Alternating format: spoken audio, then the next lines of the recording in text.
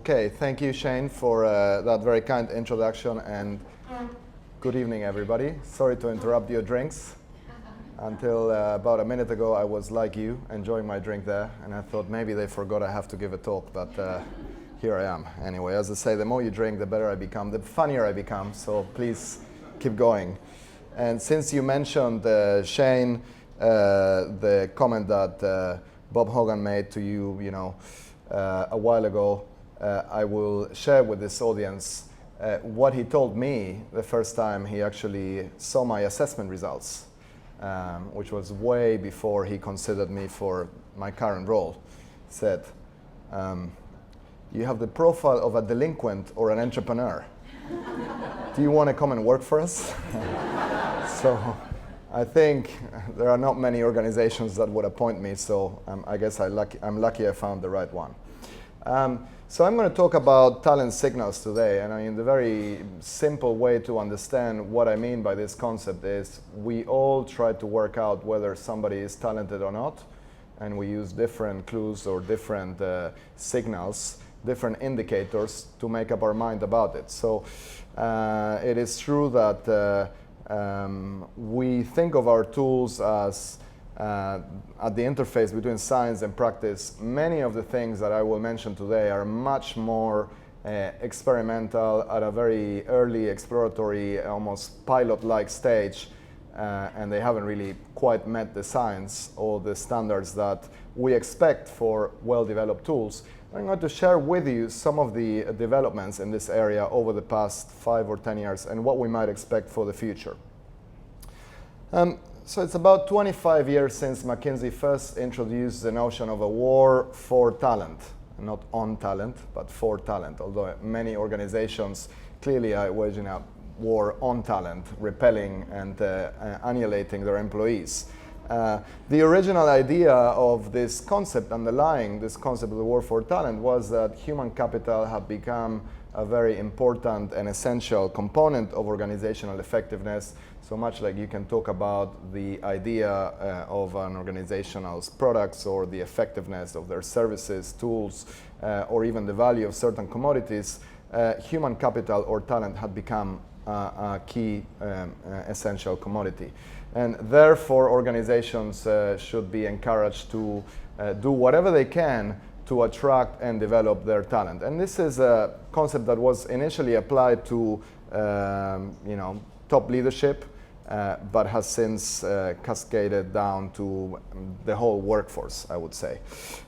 So although people don't talk as much today about the war for talent as they do about the war on drugs or the war on terror, it's arguably the third most discussed or widely discussed war in the world, mostly because a lot of organizations complain that they can't fill up key positions. They don't have enough talented candidates or employees to consider. They have restrictions or constraints that are sometimes legal, sometimes to do with immigration policies.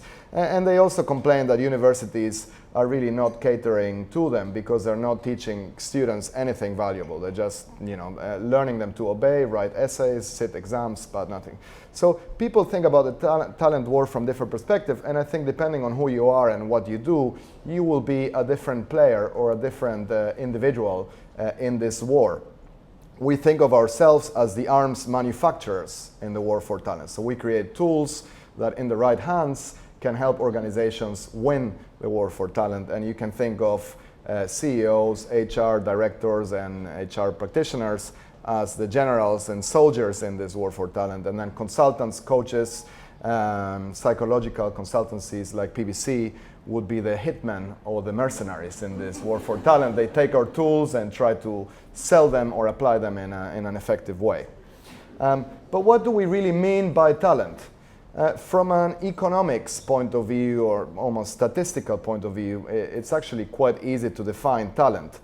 We know that in any organization, performance distributions reflect a Pareto effect, whereby 20% of the workforce account for 80% of the productivity and vice versa. 80% of the workforce account for 20% of the productivity. 20% of the workforce also account for 80% of the problems in an organization, and 80% of the workforce account for 20% of the problems. This is the classic 80-20 rule, and we could define in statistical terms, talented people as the 20% of people who account for 80% of the productivity. Whether that's in your sales force, in your leadership team, you will always find this. And this is not something that applies to corporations and businesses. Pareto, who was an Italian sociologist, actually coined the 80-20 rule accidentally, looking at the peas in his garden, finding that 20% of his garden peas accounted for 80% of the crops and vice versa. Productivity in arts and science follows an 80-20 rule. Earnings in professional athletics, competitive eating. So you look at hot dog competitions in Coney Islands, that's what we do in America, and there's about 10% of the people who could eat 90% of the hot dogs in the world, and the remaining 90%, which is a good thing probably, and we should reward them accordingly, right? Same if you're in social media marketing and you look at Facebook, Twitter followers. Again, this is a small percentage that accounts for most of the traffic. Publishing, probably the biggest example for this unequal distribution. So in publishing, publishing houses sign lots of authors, but 1% of authors will account for 99% of revenues, and 99% of authors just 1%. So what are these people like, or how do we define talent more from a content point of view? And I think there are three key definitions. The first is one that has been favored by psychologists for 2 or 3 decades. It's the so-called maximal performance approach to talent. Talent is the best you can do. So imagine that I put you in a high-stakes situation and I test your ability to do anything. Run fast, answer emails, come up with ideas, think about complex or abstract problems, much like in the case of IQ tests. And this idea implicitly is associated with the belief that we can motivate people in the real world when it actually matters to do their best. Okay. But we know in reality that for most people in the world, there is a big difference between their maximal performance and their typical performance. I can see how fast you can run when you care, but mostly you'll be walking or cruising or jogging, okay? So it's not enough. Outside psychology, people have thought of talent primarily as performance minus effort. This might sound a little bit weird or counterintuitive, but it's actually very simple. We think that performance is always a function of both ability and motivation, talent plus effort, or if you want to make it more complicated, talent times effort. Therefore, talent is performance minus effort. In other words, if 2 people are equally motivated, the more talented person should do better. And that also implies that if you are really talented, you have to work harder or try harder to achieve same results as somebody who is less talented but tries really hard. Okay. So this has been applied to biographies or singular case studies of exceptional or precocious talents. Mozart at age 3 composed his first symphony, and in other areas, Picasso in the arts, Tiger Woods in sports, Jeff Bezos in the world of corporate talent, if you like. So it's people who really should be envious because they have an almost innate ability to learn the things that they need to do really well afterwards. And the final approach, or the final definition, I think, is that talent is personality in the right place. And what's the opposite of Mozart? Kim Kardashian, okay? LA's finest export. But if you think about it, this idea is still necessary to think or conceptualize talent, because what it implies is that we all have our natural tendencies, our natural habits, things that come very easily and natural, spontaneously to us, and that if somebody puts us in the right context, in the right role, in the right job, those natural habits or tendencies will become strengths. Okay, so Kim Kardashian has a talent for being famous, okay? In an age where being famous is not a function of actual skills, ability, or knowledge. In fact, it's detrimental to being famous if you actually have other talents. So she's very good at that, and therefore she's hugely successful. So back to the world of business and organizations, I think in talent management there are only 2 key questions that we need to ask. The first is, what should we assess? The second one, how? And if you get the first one wrong, the second one is irrelevant, because if you're really good at assessing something that is irrelevant, your talent management practices won't be very effective. So what should we assess? And of course, we could be here for hours and think about, in psychology, the answer is always it depends. So this is a classic example. Well, it depends of the job, of the role. Let's do a competency analysis of the profile. Let's profile successful or effective performance. Sure, there are many, many determinants of career success and performance that are job specific. Okay, in America alone, you have 4 million documented jobs today, including novel jobs that are arguably just buzzwords like digital ninja or mega disruptor. They're not really new roles per se, but funky names for old jobs. And then every organization has its own competency model. Okay, sometimes put up by HR people, sometimes by marketing people, sometimes by PR people, sometimes by the CEO. So I think organizations are very similar to people. They all overestimate how unique they are. All organizations saying they are very unique, very complex, and that they need unique competency models, because what happens in their confines, in their companies, doesn't apply to other places. Okay. A while ago, we did a very thorough mapping analysis of all the competencies that exist, and we identified 62 that are more or less unique. So you couldn't argue that one is a different word for another one. And in many cases, actually, they were very, very interchangeable. So there are 62 competencies that can be reduced to different fundamental buckets of talents or competencies. And actually, once we think about a generic level of competencies, you will see that most organizations want the same, or at least they need the same, even if they want something else. So here's our model. What do people want? What do all employers want? And what do all employees need to have in order to be successful? They need to be rewarding to deal with or likable. They need to be smart or able. They need to be productive or hardworking. That actually drives success at the initial level. So it propels them from entry-level jobs to 2 or 3 levels higher up of promotability before they have managerial responsibilities.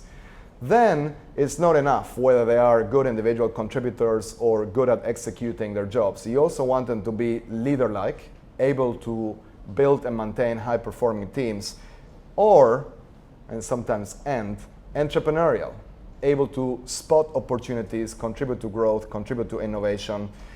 And of course, not many people have it all. Okay, not many people have it all. In fact, many of the people who are entrepreneurial are not rewarding to deal with at all. They're actually quite unemployable by traditional standards. They are hardworking when they care. Many of the people who are leader-like and who are good at managing teams are really not that good at solving those individuals' problems themselves, and are not necessarily that rewarding to deal with. So the first 3, I think if you have 3 out of 3, you're probably going to be successful wherever you are and whatever you do. 2 out of 3 will probably get you a job. 1 out of 3, you're unemployed. 0 out of 3, probably unemployable. So if you're unable, lazy, and a pain in the neck, nobody can save you. Or as somebody said, I was in Germany recently giving this talk and said, oh, well, you can work for the government.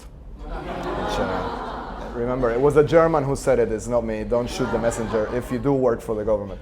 And the other 2 are kind of harder to evaluate, except if you use the right tools. And you can see that you can break each of these 5 major or generic competencies into different facets, and then we just break it down into our scales, our assessments. So there is an optimal configuration and our bright side personality inventory, which is the yellow one, and our dark side personality inventory, the red one, and then our needs and values inventory, which is the blue one. And it doesn't mean if you have deficits in some areas that you won't be able to display any of these competencies. It will just be harder.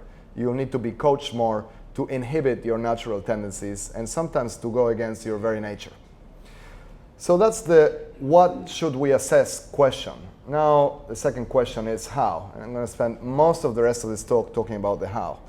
Traditionally, there have been 4 big methodologies that were used to assess talent, and this is still the case very much today. 95% of organizations still use interviews for their recruitments or hiring, even though there is an overwhelming evidence suggesting that most interviews are notoriously unreliable. that the biases and politics of the interviewers affect their decisions. Even in some cases where we think that people who did well in the interviews do well afterwards on the job, it's mostly because they are assessed by the same person. So, the manager liked a candidate before, and then they rate them favorably a year later, because otherwise they would look stupid. They made a mistake. A lot of evidence suggesting that narcissists, psychopaths, and sociopaths interview very well, because they often display in short-term interactions, they are capable of displaying charismatic behaviors, and they're quite charming, and they're quite manipulative as well.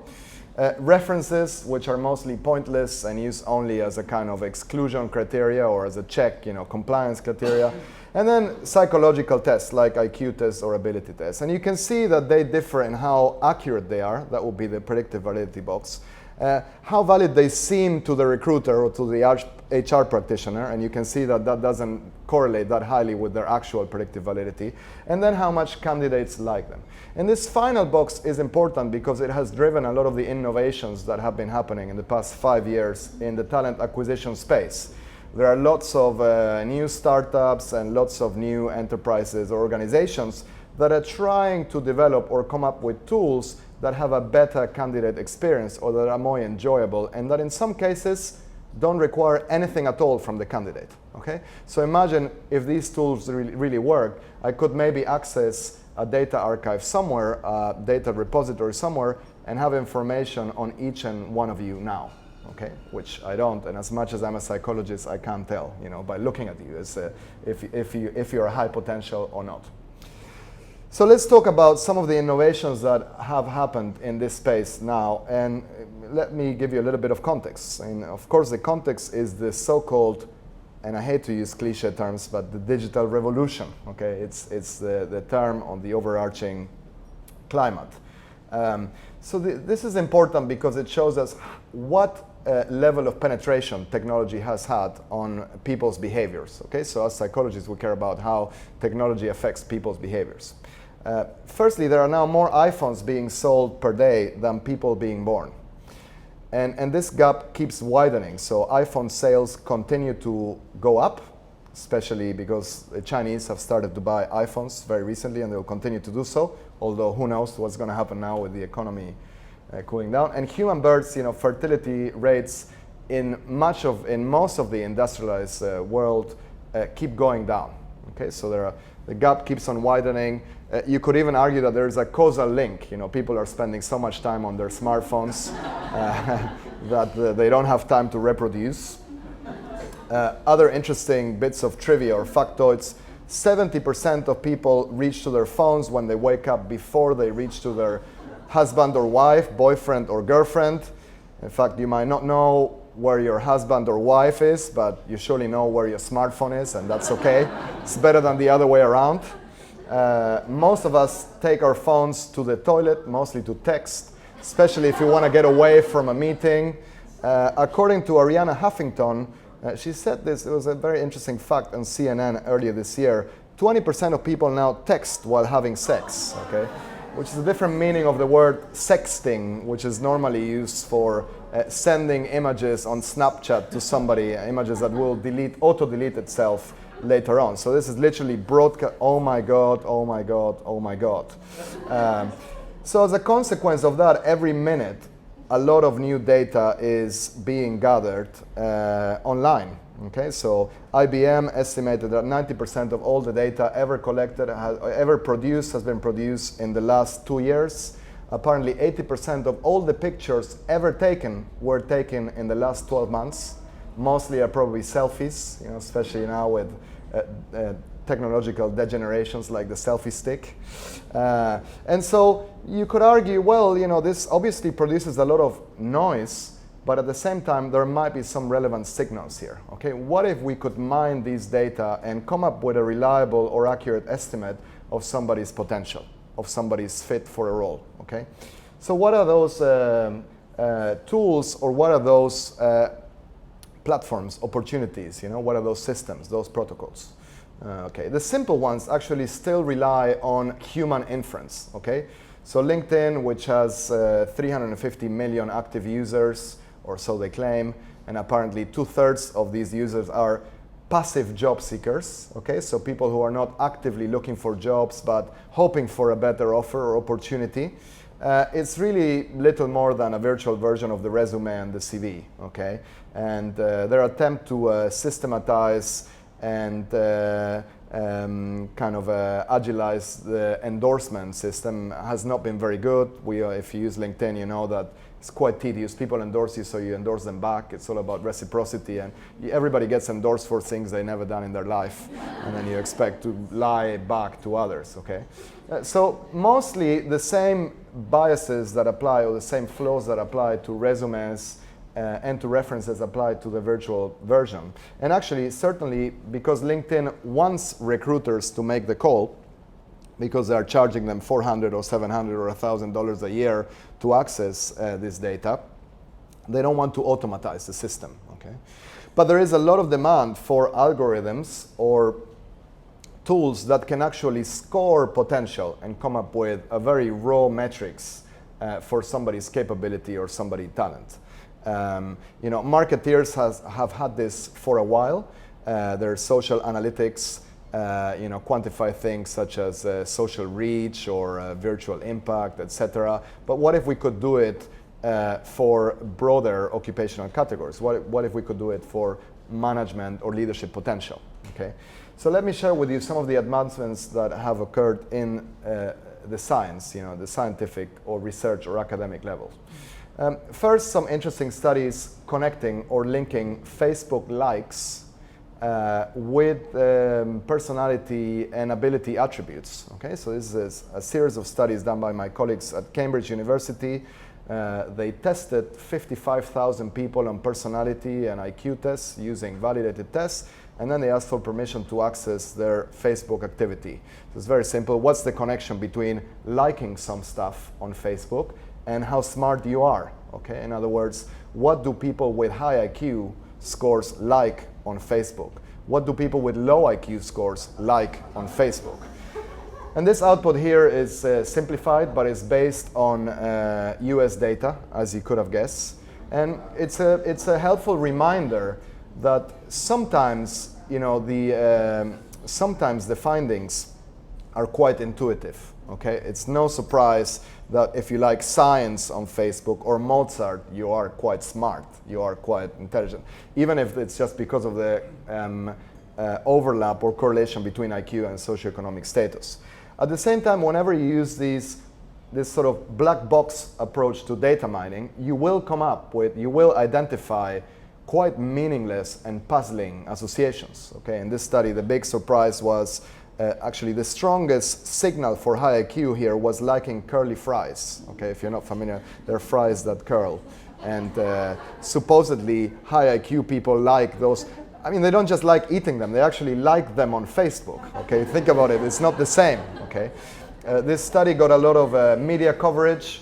The week after it was covered in the media, lots of people liked curly fries on Facebook.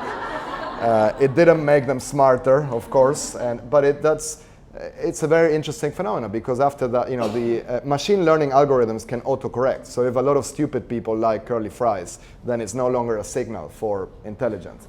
You can see what people with low IQ scores like. I Love Being a Mom. It's a site or a group that you can go to, and like Harley Davidson, Sephora, the cosmetics shop.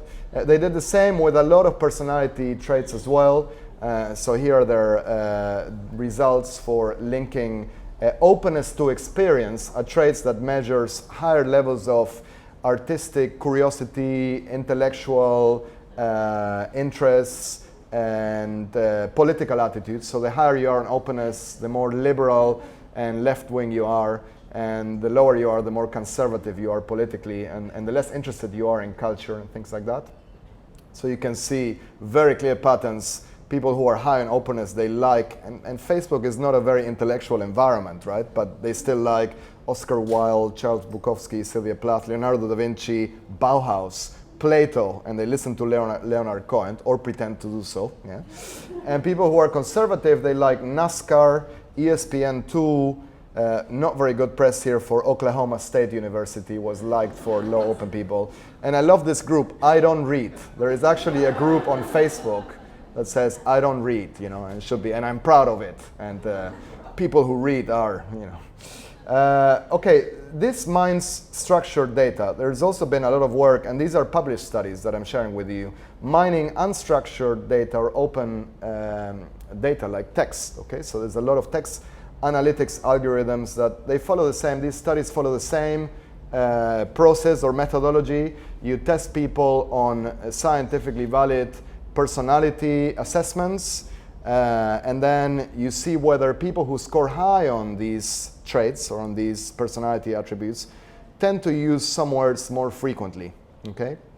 So neurotic people use words that are quite depressing, like awful, tough, lazy, worse. The more you use these words, the lower you score on adjustment or emotional stability, the lower your EQ is, okay? And these effect sizes are fairly small. They're correlations of 0.2, 0.25, 0.19, but that's for single words. So imagine if you combined or aggregated all these words, you would get fairly strong and consistent signals. Extroverts talk about bars, drinks, restaurants, dancing, Miami. They don't like cats for some reason. They talk about pools.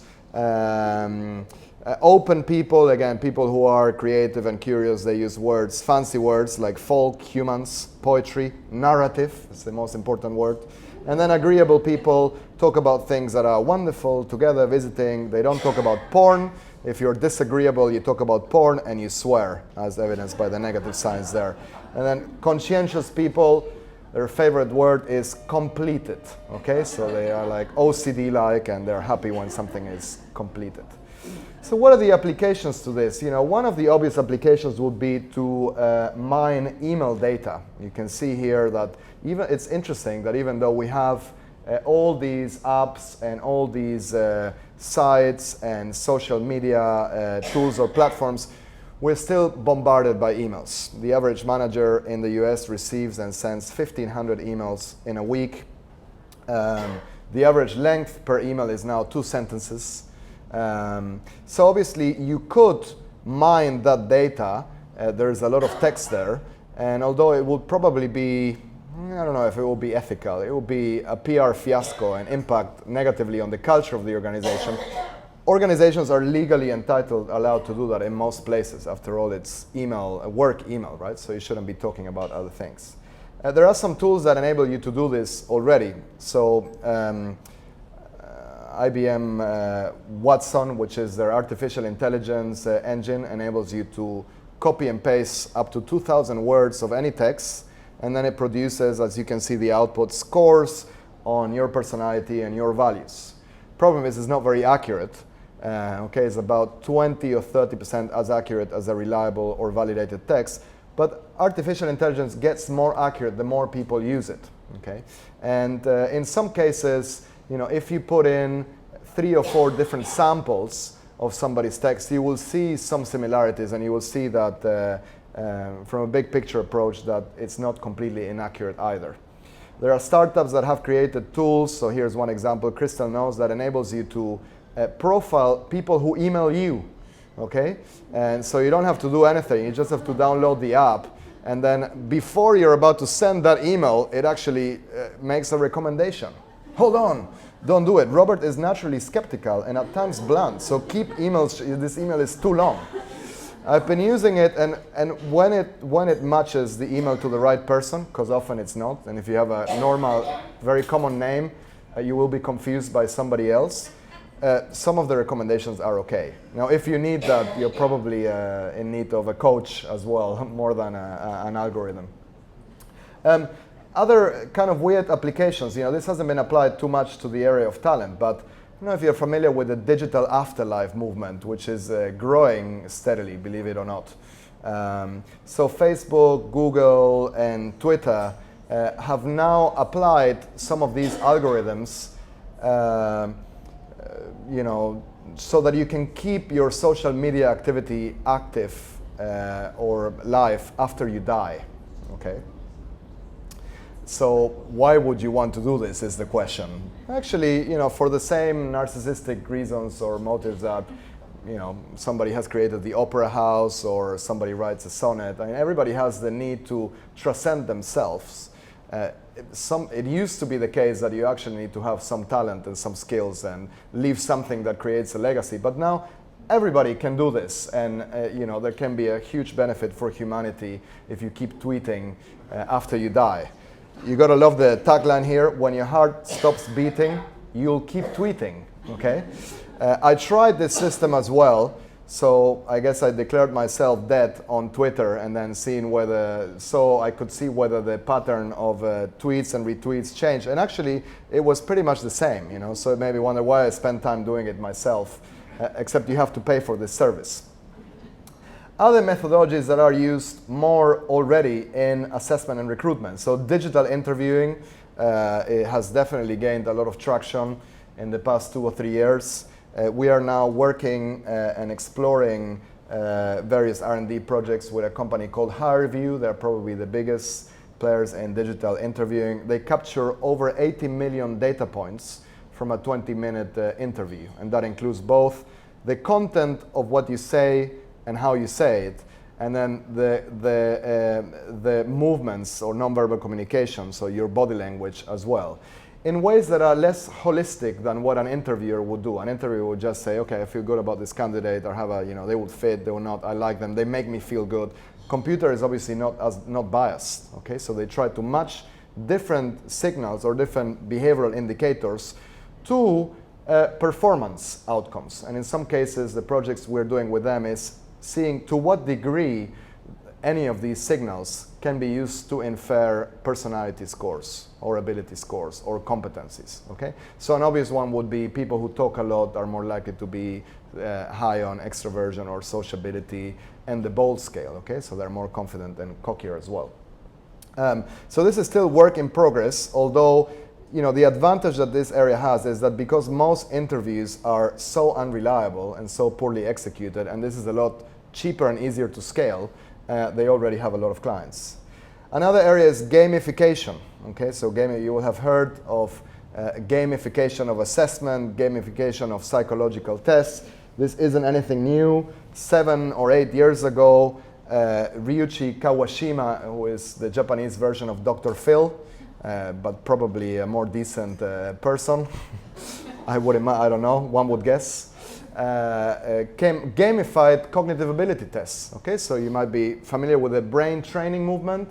It came from this guy, and although playing Nintendo DS or Nintendo Wii or Lumosity won't make you smarter, it probably won't make you dumber either, and at least you'll get better at those tests. So practice on these tests does improve performance on these tests later on. As for gamification of personality, most really rely on, they are just simulated or virtual or digital versions of situational judgment tests. So they put people through scenarios and then you ask people to choose. This is one we created a few years ago. It's all filmed from a point of view point, and it's a crazy day in your life. And then it was done for a company, Reckitt Benckiser.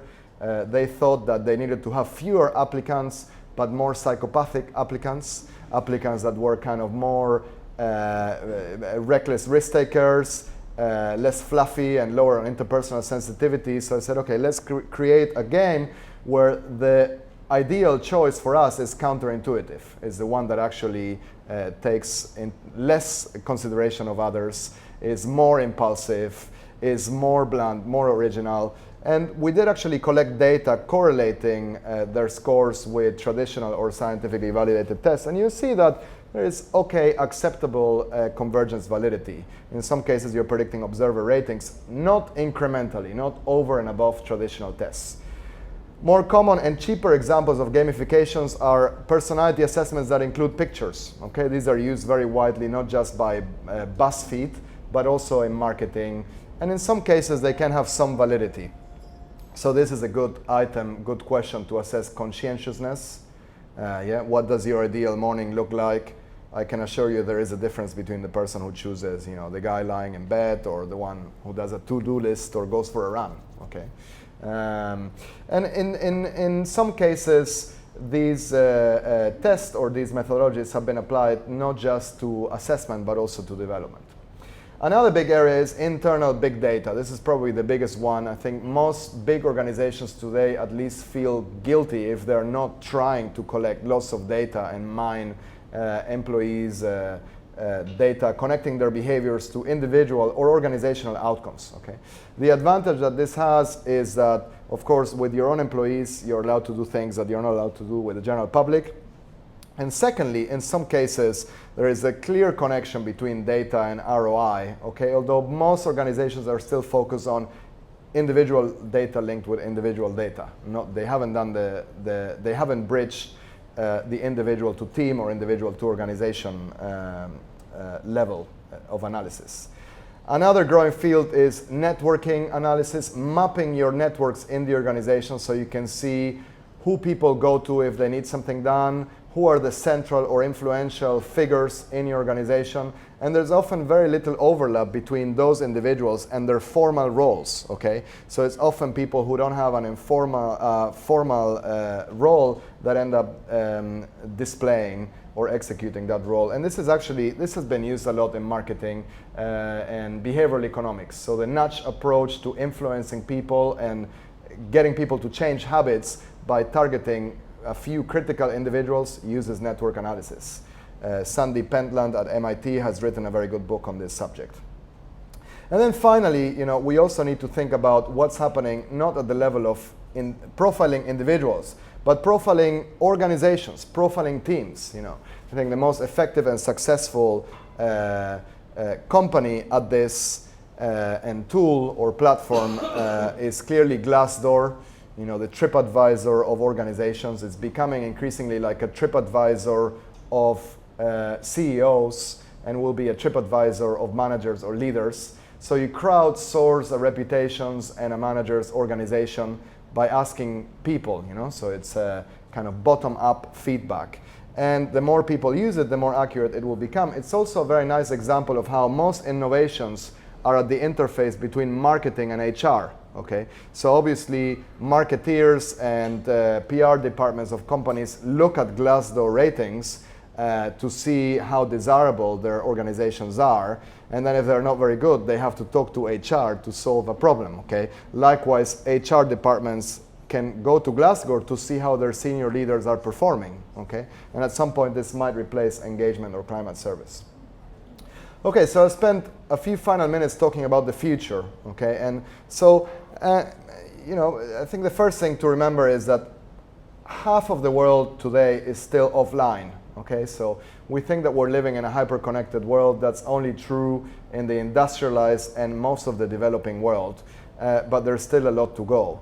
And that's why, Facebook and Amazon and Google are trying to provide Wi-Fi via drones or create, it's not enough with half of the world connected. In the industrialized world, of course, we are being more connected every day or every year, okay? So this is why we created the market for wearables. It's not enough to have a second screen or a third screen or a fourth screen. We also need to have wearables, and this has led to the Internet of You.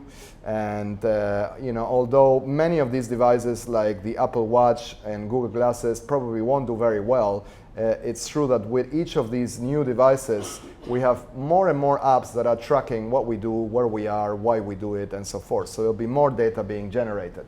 And at some point, we might become one with technology, okay? So there's already many firms trying to develop embedded technology tools.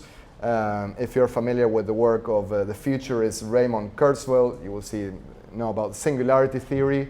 The idea that we reach the pinnacle of our biological evolution, so we can only evolve now through technology.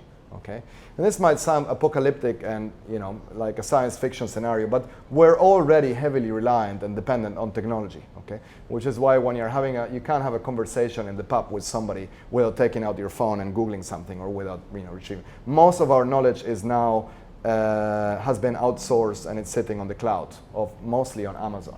Okay, but there is one critical area where we will see improvements in the next few years, and that's the area of augmented reality. Okay, so our ability to bridge the digital and the analog world. This has happened already in the world of retail and commerce.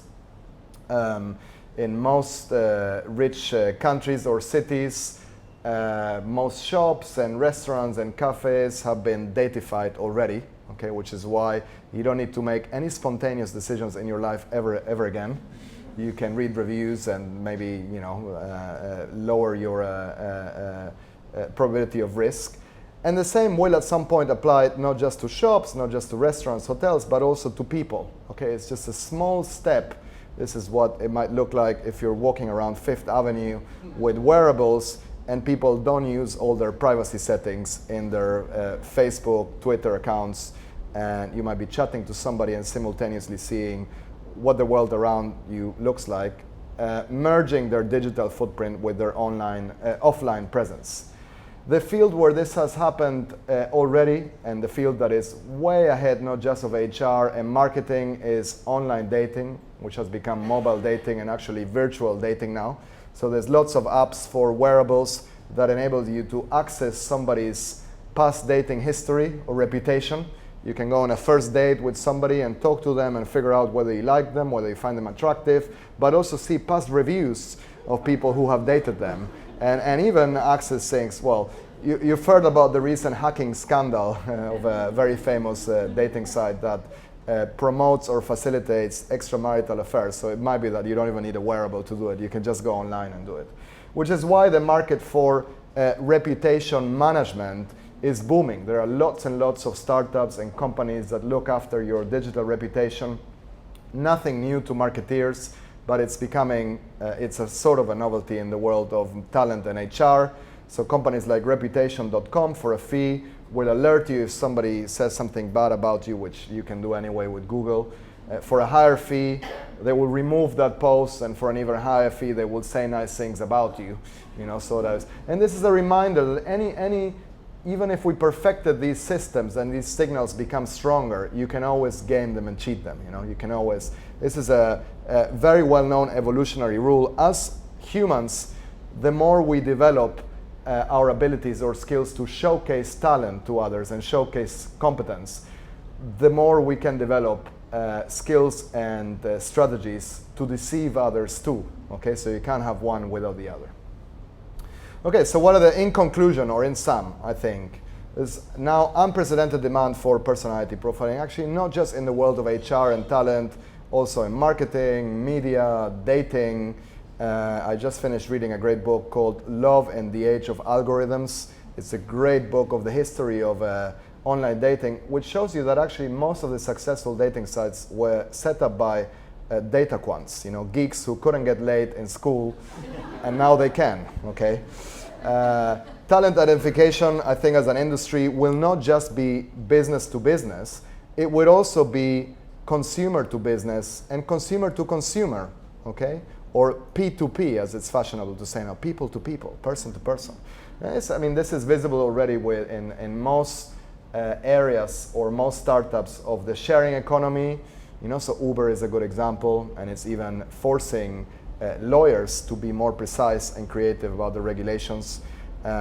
Imagine if we have a platform or a set of tools that can really make the employment market more efficient, okay, that can close the gap between supply and demand, which is much needed. In any part of the world today, you have organizations that complain that they can't fill up key talent positions, and people that complain that they can't get jobs. So both things can be true. Uber has bridged that gap in the world of taxis, in the world of transport. They're also starting to deliver food and doing other things. Maybe in the future, they can deliver a CEO or a manager, okay? You can take out your phone and see, okay, proximity, 1 mile, and see, okay, I need a senior leader now for the next few hours to solve this problem. And the final conclusion or final take-home message, I guess, is that finding talent will be easier, faster, and cheaper, not necessarily better. And also, if it's easier, faster, and cheaper for everybody, you need to figure out to be better than the competition as well. And that's all I have to say today. Thank you very much.